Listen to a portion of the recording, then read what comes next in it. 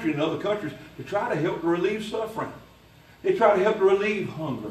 They try to get wells dug for people who need water desperately. They try to, there's so many, many things that come out of this nation and trying to help other nations. Listen, why do you think people are packing the borders to come here? You know of anybody? Do you know of anyone? Do you have any family? Do you have any friends? Do you know of anybody even remotely? Do you know of anybody who's fighting to leave this country? Who's trying to cram the borders with another country to get away from? Now, some probably need to. I mentioned a while ago, in America, if you don't love it, leave it, as the old saying goes.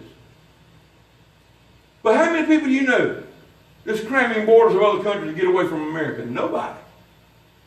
I don't know of anyone. I mean, I ain't talking people going on vacation to another country. I'm talking people trying to go to another country to get away from America to live. And to hear some people say America's so terrible.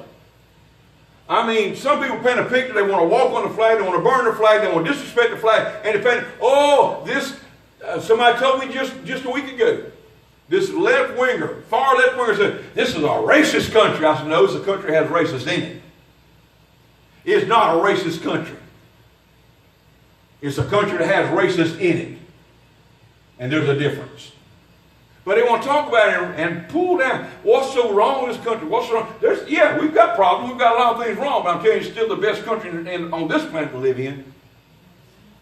And if you are that dissatisfied with it, where you want to burn flags, or you want to walk on flags, or you want to disrespect the flag, you want to disrespect our service, our military, and all these things, if it's to that point, you need to go to another country.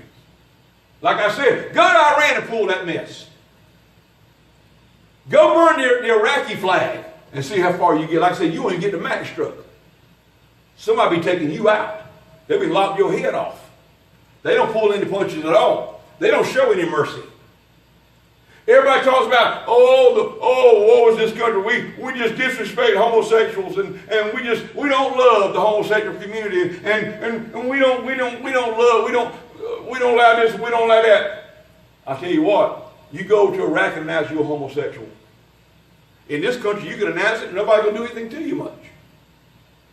We might not agree with it, but I'm not going to throw them off the top of the 3-story building, as they will in Iraq or in Iran, any of these other Muslim nations.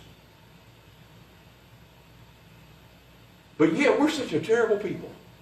We are just so terrible because we don't condone a certain lifestyle. And we don't agree with a certain lifestyle. I'm here to tell you, Ireland, mentioned earlier, this week, the citizens of the nation of Ireland, this wasn't handed down by the courts.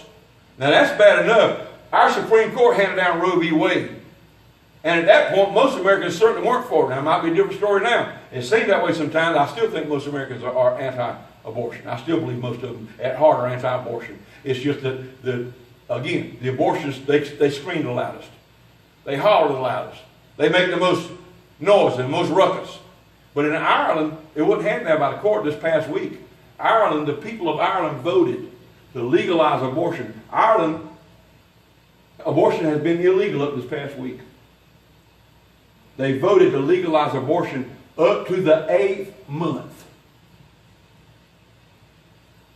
The people of Ireland, as a majority, voted to murder babies in the womb up to the 8th month. God have mercy on Ireland. Now I'm here to tell you, they very well could have possibly sealed their doom. Because the people cried for that, called for that. I wish they put it to vote in this country. I'd really like to see myself. We are already suffering, have suffered, and already are suffering judgment, I believe, to a large degree because of the children, the babies we've murdered in this country. Any of y'all see that silly video on Facebook this week? That crowd that's anti-gun, I can't remember, Hogg. The boy's name is Hogg. And that crowd that follows him, they against the NRA and against gun ownership. They want laws.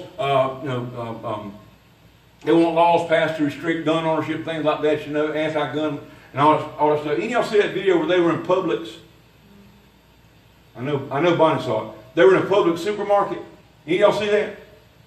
they were laying down on the floor in the aisle and protesting. I guess because Publix evidently supports the NRA or something, and so they were protesting Publix. We don't have a Publix around here, which is probably good. I'd like to step on them myself, but and I posted on Facebook. They'd probably been more comfortable in the fruits and vegetables section.